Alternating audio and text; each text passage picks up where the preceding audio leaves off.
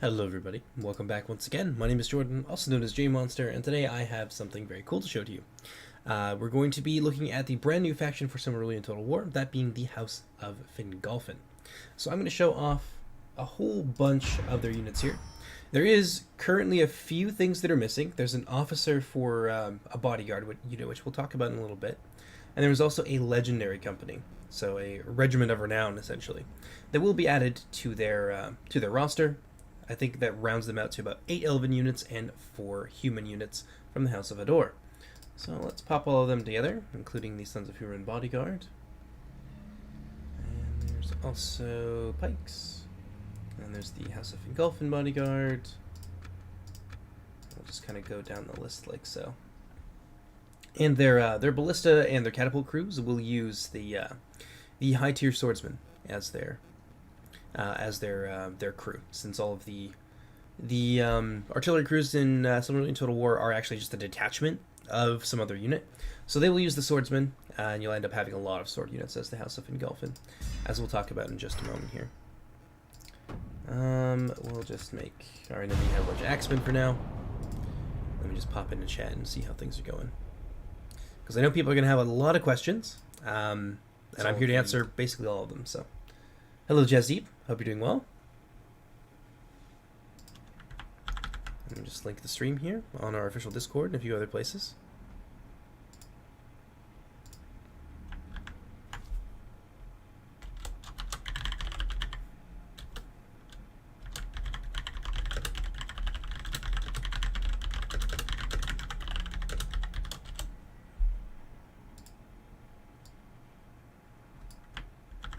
And we'll just pop that into a couple other places as well, and then we can get this underway.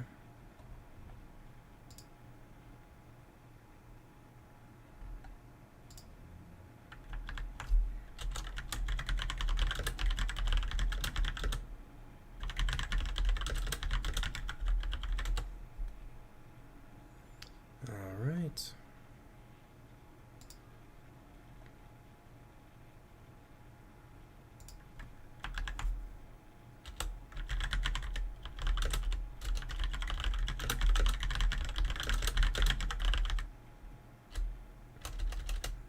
It'll just be another couple of minutes here, just because I want to pull in the maximum amount of people, because I know a lot of people are curious about the new factions and about the mod, and there's going to be a lot of questions. So like, I figured I could make a video and upload it, or I could do it in real time and then basically be doing the same thing. But I think I can be a little bit more helpful if I'm here and we're interacting directly. So just be another couple of minutes.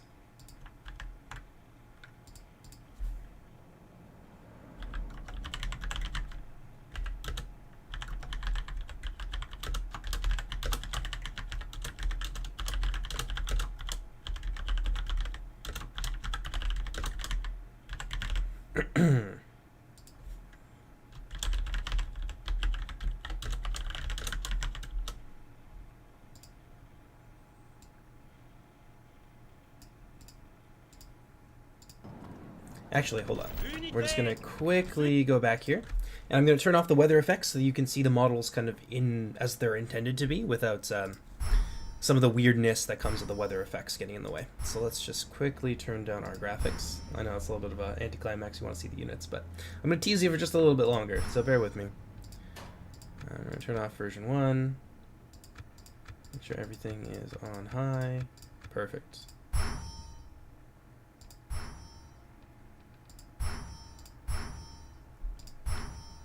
And we'll quickly build our army back up. Let's do it this way. Fingolfin first, as he is the High King.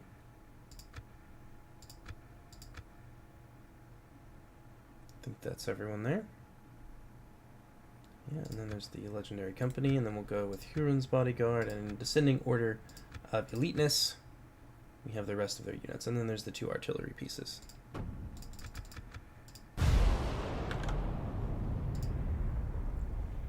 Hello, Anseb. Thank you for joining us. I know this is off topic, but I should play Days Gone By or Fallen Order. I actually do intend to play Fallen Order. A friend of mine bought it for me just as a present, just randomly. Unit models look interesting. What's their specialty? We're going to talk about that in just a second here. So we're also going to look at their statistics as we go through them. And then the cavalry, I think, can go over here. And we'll look at the human units in their entirety as well. So, you know what? No, we'll start with the kind of the least of the roster. So here we have the Marines of Vinyamar, and one of the things that the House of Fingolfin specializes in... Actually, let's just put that there. Nah, we'll turn that off. That's kind of irritating. So one of the things that they specialize in is their sword infantry. Now, you can see the little pictures up there. Obviously, we haven't updated that yet. All I've really done is do stats and pricing and add the units themselves into the game and get the faction up and running. So it's functional, but there are some details yet that we still have to work out. But in any case, the Marines of Vinyamar and the House of Fingolfin in general focus very heavily on their sword infantry. Their swordsmen are exceptionally skilled. They don't really have the damage or the armor of other factions, like, say, Doriath and the House of Feanor, respectively, but they do make up for that somewhat with their higher melee defense skill. Now, this doesn't really apply to this unit quite so much. It is a little bit higher than average, but they are technically a skirmisher, so they're going to be using a skirmisher template, so their melee stats are going to be a little bit lower. But the Marines of Vinyamar are armor-piercing javelins. They've got 3 ammo, so they are a dedicated skirmisher, and, of course, armor-piercing, as our dedicated skirmishers are. They're okay in close quarters. They've got kind of an average set of stats there. Their armor value is not the greatest, but they're also not super expensive either. And you're really going to be bringing these guys for their javelins, and not so much for their armor-piercing prowess. They're also going to get combat bonuses in snow and in scrub terrain, which is important to note. The morale is pretty good. I think they've got about 16 or 17 morale off the top of my head. And their morale response is just normal. So it's a little bit easier to route them than it would be, say, dedicated line infantry, but that's very much by design. So there you go. Good look there at the Marines of Vinyamar. Ignore this in the background. I actually gave them the wrong mount, and they don't have things in the mod DB for that. So that unit still needs a little bit of touching up, but everything else is basically done. Next over here we have the Marksman of Barrett, Eiffel. They're going to be using the Mithlond Nobles model from the original Third Age Total War. We've made a few modifications to it, mostly in terms of color. But yeah, so that's where that comes from. And they're the only dedicated archer for the House of Fingolfin. And again, ignore this picture. You're going to see a lot of this, but those are details that we have yet to kind of work out. Our mod's still in alpha. But yeah, this is the only really dedicated skirmishing unit for the House of Fingolfin. They're high tier archers. They've got about, I think, 12 ammunition in total. They've got really good accuracy, and the missile damage of 6 is pretty well as high as it goes for missile units, outside of maybe some specialist units like the Doriath faction has a particularly powerful archer unit, but it's very limited ammunition. It's also armor piercing. So you can see their skill there. Again, we're getting a little bit better. They're still using a skirmisher template, but getting up to 11 as a skirmisher is really quite good. So what that does for them is it will make them a little bit more resistant to cavalry charges, for example. Being attacked from the front, these guys will be able to stand up to that a little bit better. Their armor value of 8 puts them in kind of the lower end of the heavy armor category, so they're about on par with, say, Doriath. And unlike the House of Feanor, the House of Fingolfin doesn't have any armor upgrades whatsoever. There's not a single unit in the roster that can upgrade their armor, so what you see is kind of what you're getting there. They can also use sharpened stakes and fiery missiles, as high-tier archers are wont to do. Next, we have more of their high-tier units here. We have the Blade Masters of Barrett, Eiffel. So, a few things to note about these guys. Very, very powerful charge there. As you can see, 15 plus the 13 attack puts them at a solid 28 damage when they're going off the charge. As with most two-handed units, they are going to have a +2 versus elephants. So against Uruloki, and later on against some other creatures we're going to add farther down the line, like Sauron. The Balrogs will hopefully eventually be an elephant class unit as well, so that bonus will be a little bit more widely useful, for the most part against Angband and the Orcish factions. But their armor, again, pretty average. Defense skill of 12, not bad. The big draw to these guys, however, is that they have a passive shield bonus. So the idea here is that it's more missile deflection. As the House of Fingolfin does specialize in their sword units, I wanted to give them something that made them stand out a little bit, because otherwise this unit is very, very similar to a lot of other existing heavy sword units. So having that extra missile deflection does kind of, I think, reflect the prowess that these guys have with their blades, in that they can deflect arrows. But I know that's like Like, physically, that's insane to do, but these are also elves from the first age that we're talking about. These are Noldor in their prime, so I feel like we can get away with that little bit of Jedi nonsense just a bit. Let's move on now to our next unit here.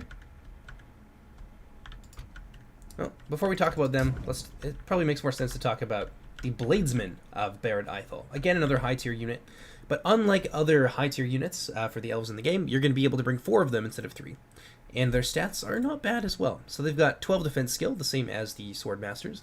They also have a 8 shield value and a armor value of 8. So they're pretty standard heavy infantry, but they do have very high skill values, which is going to be kind of what they specialize in. So if we were to go and to look at the differences between, say, the House of Feanor and these guys, there's about a 3 skill difference between their standard line infantry, and there's 2 armor difference as well. So the House of Feanor have 10 armor, but they have less skill. These guys have less armor, but they have more skill. So there's a little bit of specialization there between the two very similar unit types across those 2 factions. Most of the sword units as well, I believe I forgot to mention, are a little bit cheaper, about 5% cheaper. Which doesn't sound like a lot, but it does when you're having like big prices like what we have, like 800 or so. It ends up equating to like 40 or 50 gold here and there, which is an attack upgrade. So that's important. Let's move on now to the Armatar of Barrett Eiffel. So, for those of you unfamiliar with Silmarillion Total War, we use something called the detachment system. And the basic premise behind it is that you can bring a half-strength unit for half the cost. And basically every faction in the game uses this to some extent or another. Now, there is a little bit of specialization that goes on between, say, a detachment unit in a certain faction and the larger unit. The House of Fingolfin, for example, uses a special kind of quirk with their detachment system where their swordsmen have armor-piercing javelins, whereas the main unit, the much larger and potentially more powerful unit, if it were to have AP, does not. So there is that difference. But we take that a little bit farther here with the Armatar of Barrett Eiffel. They are essentially a Bladesman of Barrett Eiffel detachment, but the idea here is that they are sort of a veteran unit. So they've got their own special model, which you can see there. Their defense is higher. They've got 2 extra skill. They've got extra attack. They've got very high morale values. So if we're looking at these guys over here, these guys have about 18 morale. These guys have 20, which puts them into the bodyguard range of resistance to morale damage. They also have a minor inspire ability, so you can use them alongside, say, the Hithlum Spearmen, who are like 13 morale. Much easier to rout off. You can use them to try and keep them in the fight for a little bit longer. You can use them in like oblique attacks where you're stacking like one part of your line with a lot more elite troops than attempting to win there and hold elsewhere. You can also use them to put pressure on various parts of your enemy's line. So they're a very useful unit, but they are countered quite hard by armor-piercing missiles, for example, or anything that can do a lot of damage very quickly. So artillery can be a big nightmare for these guys. So you don't necessarily want them to be your first line of defense, but they are a fantastic supporting unit for a bunch of different reasons. So yeah, they're pretty useful for in a wide variety of circumstances, but I don't think that they're necessarily going to replace the Bladesmen of Barrett Eiffel, even though they are head and shoulders above them in a few different areas. And then finally, we have the best of the best.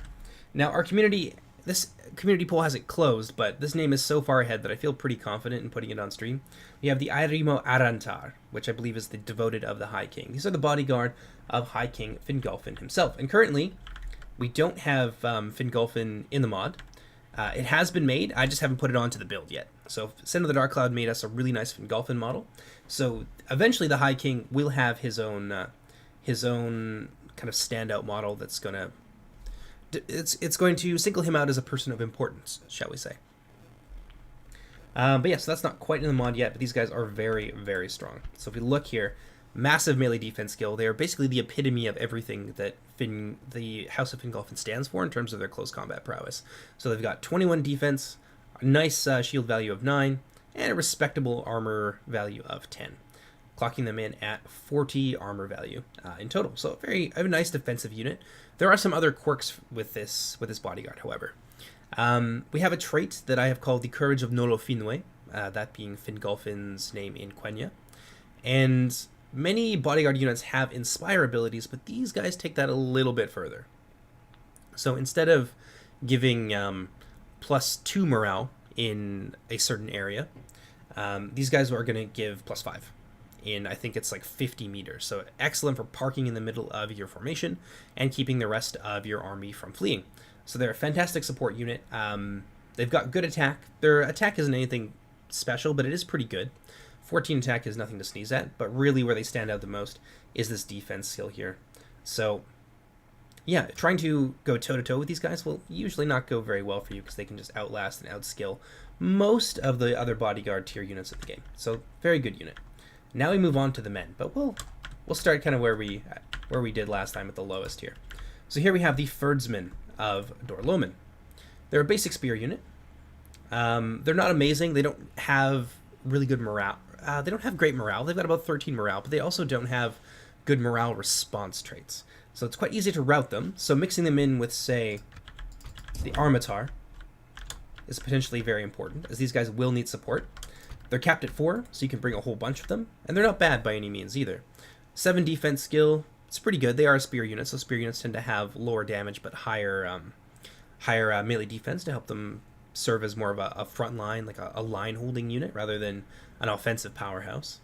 Decent shield value for being a militia tier unit, and they've got 4 armor as well, so that's not too bad. They're also not really expensive, and you can bring a whole bunch of them. But yeah, they pretty well do what's advertised on the tin. Next, we have the Sentries of His Loom, and this is the second pike unit that we're adding to the game. And they're not bad. 7 armor, they're unshielded, so high-tier archers, javelins, there's a lot of units with like 5 to 6 missile value, especially like close combat units, like the Stalkers of Thargelion, for example. While they don't have an armor-piercing projectile, they do have 5 projectile damage, and that'll match up pretty decently against 7 armor. And throwing axe units will absolutely rip these guys apart, that kind of thing. So you do want to mix them in with stuff, but they're not a bad unit by any means. And 7 skill plus they're higher than average. Actually, they have the highest attack range in the game, so they can poke at you and you can't really get close to them unless you have a pike or something with similar range, or you manage to outflank them or otherwise swamp their formation. So a solid defensive unit, and one thing to note moving forward is that pikes will no longer be able to upgrade their attack.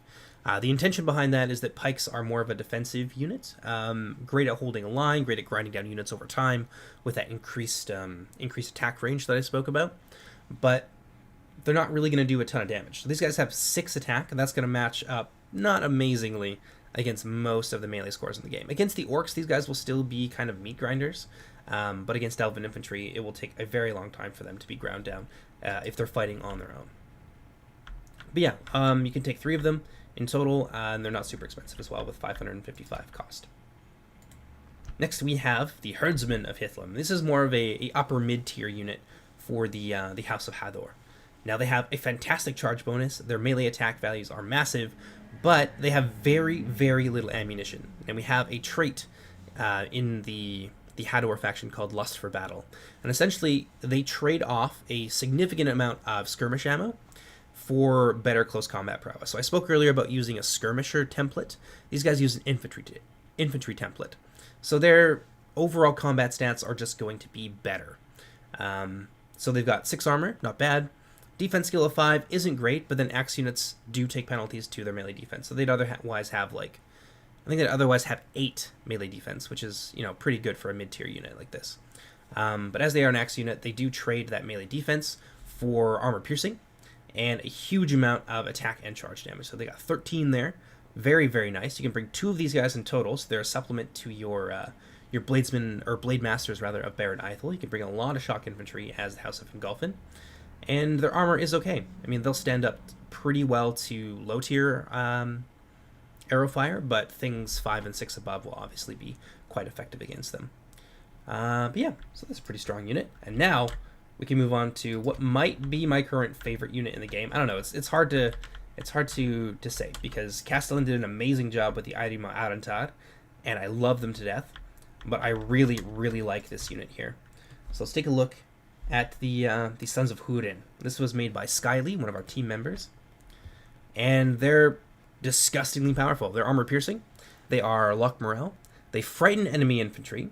They don't give any morale buffing abilities though, because if they did, they would kind of conflict with the role of the Eiffel Attentat. So these guys are a little bit more defensively oriented, These guys obviously are pure attack.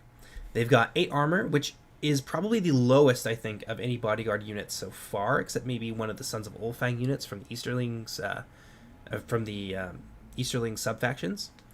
But they've got okay skill of 3. They've got a shield on their back, so we do represent that with a half-strength shield value. So they do have a nice shield here, so you can't just shoot them down with low-tier arrows.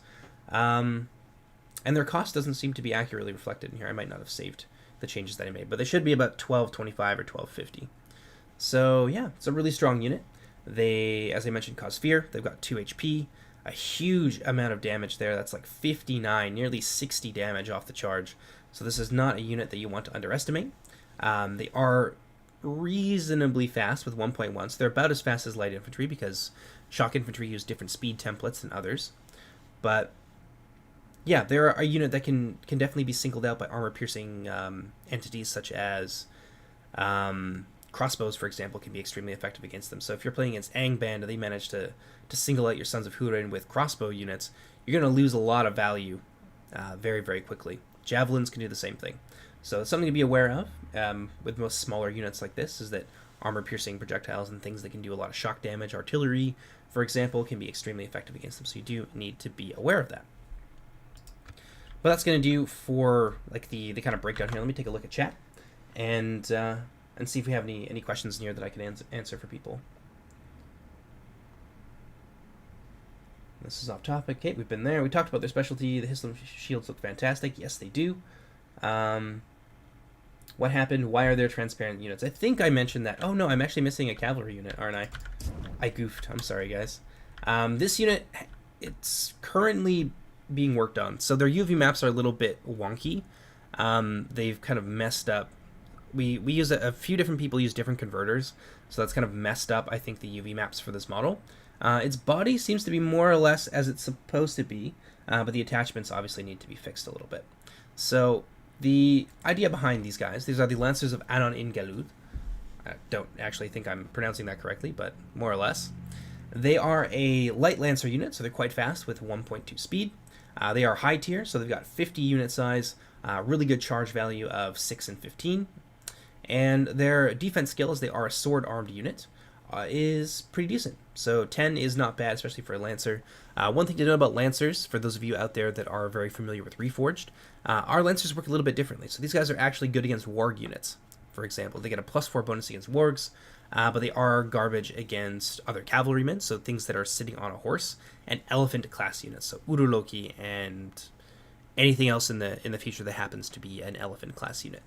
They don't have great armor. Armor value of 5 makes them pretty easy to get shot down. And a shield value of 5 makes them reasonably sturdy, at least from the front. So they won't just fall away immediately, but they are definitely not sturdy, and they are more expensive than they would otherwise be. They're about 5% more expensive, as the other kind of coin of the Fingolfin sword unit reduction is that all other units become 5% more expensive in exchange. So these guys are not the most cost efficient, but they do exist, and you can use them if you need them. Now, finally, there's one more unit that isn't here that I would like to talk about.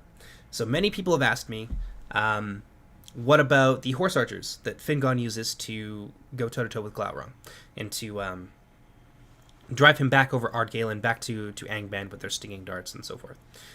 At first, I wasn't going to add it, and then I did some thinking about it.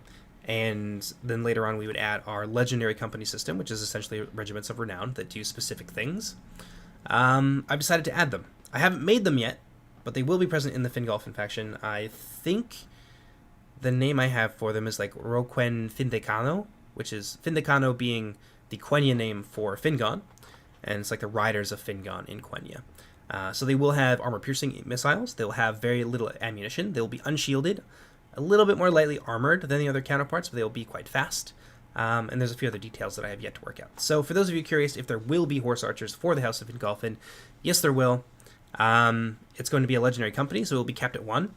And anything over that will be hideously expensive, to the tune of about an extra $5,000 is what you pay for it.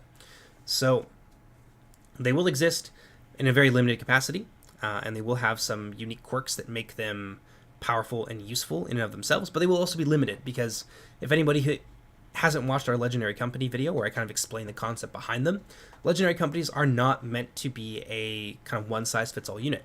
They do very specific things, and they do some things worse than the units that they're like an enhanced version of, or like an alternate version of. So, for example, let's talk about the Fingolfin Legendary Company. They're going to have not armor-piercing like in close quarters, so they won't have the charge of the Lancers. They won't supersede them in any way. They won't have a shield, and they'll have lighter armor. So they'll have some more defined weaknesses that these guys don't necessarily share, and they won't have the same strengths either. So yeah, that's an important thing to note. Let's take a look a little bit more in chat and see what's going on here. I came a bit late. What is the unit after the bodyguard? Sword and board with 63 men. So I'll go over some of these units just a little bit more for some of the more latecomers. But other than that, I'm not going to run this stream for too long, and then you can just, once it comes out, you can just go back and kind of review things at your own leisure. So the idea behind the Armatar of Barrett Eiffel is that they are a detachment unit. So if you're familiar with the detachment system, they're half-strength units for half cost. They're a detachment of the Bladesmen of Barrett Eiffel. However, one of the unique traits of the House of Fingolfin is that their detachment sword units become more powerful, more veteran units of the other guys. So these guys have an enhanced stat line. They've got better morale. They've got a minor inspire effect, and they've got some higher melee stats as well. And they're a little bit less expensive. This is not. I think they might end up being a little bit more expensive. I think some of these changes here haven't been saved. So I think they might end up being about $555 or so. So about the same cost as one of the pike units from the House of the Edai. But they are useful in a few different ways. They're a fantastic support unit. They are not necessarily something you want to keep on your front line, and definitely not something that you want to expose to armor-piercing missiles. So crossbows, javelins, that kind of thing. You want to keep them well away from the Armatar Barrett Eiffel because they will destroy them quickly. As you can see, it's 1 HP. They're a support unit. You can use them to overload parts of your line or to like win in multiple places at once. But as a frontline unit, you definitely want to keep these guys, away from the action until you can bring them in as a useful support role. Hello, Gavin. How's it going? Is there a problem with the Huron's mesh? Skyly is actually in the chat, and he's the one who made this unit. Oh, one other thing to note, which I think I forgot about, is that currently this unit doesn't have Huron as an officer. It will. Skyly has made it. It's a beautiful model. It will be in-game. Huron himself will be in-game as an officer, but it's just not currently in the preview right now. So you will see that on stream tomorrow. You're going to see Fingolfin, you're going to see Huron, you're going to see everybody take to the battlefield. Everything will be working kind of as it's intended. There are still a few kinks for me to work out, but for the most part, the House of Fingolfin is finished, and this is their roster. That's everything that they do. They're sword specialized, close combat specialized. They don't have a lot of skirmishing power. Their cavalry is limited and quite expensive, but they have a lot going for them. One of the other things they lack is armor piercing in close quarters.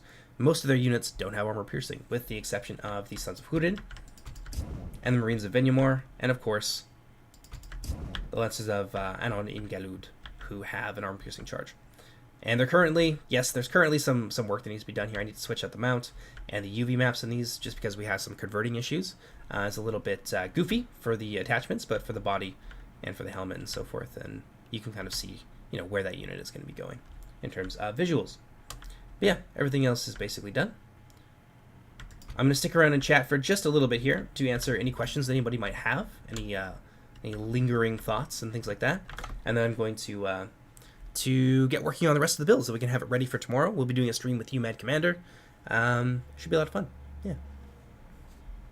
Which will be the next faction to be added in Silmarillion? It's looking like Gondolin, because they have the most stuff made for them, and the dwarves still need to be like... The dwarves haven't even been touched. I know how I want them to play. I know what their playstyle is going to be like, but the dwarves as a faction, we don't have any models done for them just yet. I actually need to sit down and chat with one of our contributors, and we're going to kind of hash out the nitty-gritty of what their roster is like definitively going to be like, and then we can start making things. But that'll be a while. It's going to be some months before all of our factions are completely finished.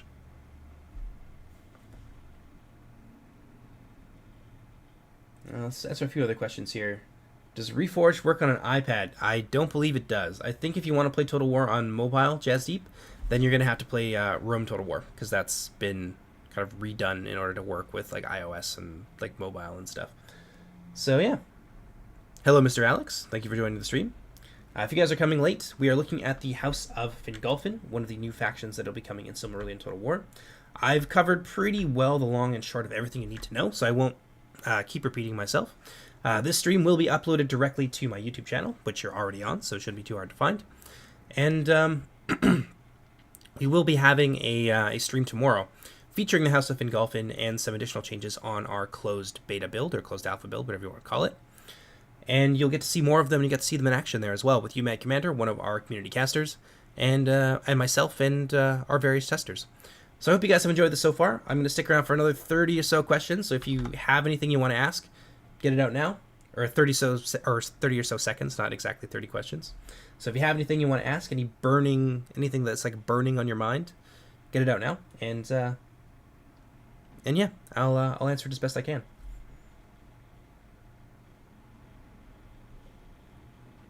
Yeah, don't worry about that, Nikos. We're definitely not going to rush things. We have all the time in the world, basically. We have made rapid progress over the last 8 months, but that's just I would chalk that up to the passion of the team and people just wanting to do things and to make things, and feeling creative, and also pandemic giving some of us lots of free time. Are they a rush faction? It kind of seems that way. They do have some options to skirmish a little bit. They have some skirmishing support options in terms of javelins. They have a dedicated archer unit. They also have some more melee-oriented skirmishers, a little bit more like the skirmishers of Rathloriel, I suppose, in unit concept. But I would say largely, yeah, they're a faction that's going to be focused around getting into close quarters. Have I gotten any good replays? Yes, I have a ton of replays that are on the public build, and I will be showing those off and sending them to various YouTubers over the next couple of days. Today I'll be recording probably 3 or so replays for Silmarillion Total War. I'm still working on a Reforged one. I've been hesitant because I've been promising the Reforged replay for a while, but I just haven't had the time I needed to work on it, and I do want to continue producing content, so might have some more Silmarillion replays coming up either today or tomorrow, and then of course there will be a stream tomorrow as well. How many factions will there be in total? Currently we have 11 planned factions. All of them except for the House of Fingolfin, the Hidden Realm of Gondolin, and the Dwarves of Ered Luin are currently available on our public build. And for those of you who are just hearing about Silmarillion for the first time, I did put this on a few different places, like Reddit, for example. I'm going to put our mod DB down in the chat there, and you can go ahead and take a look at everything that we have on offer, everything that we have planned, and you can also get your hands on our public alpha build, which is super easy to install.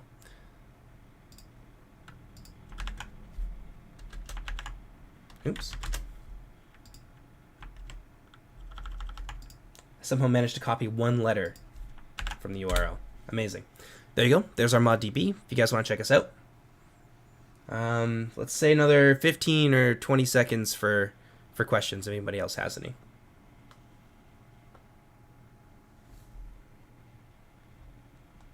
Let's see if I missed anything as well.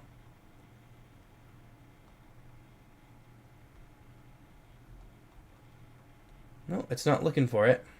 Or it's not looking like it.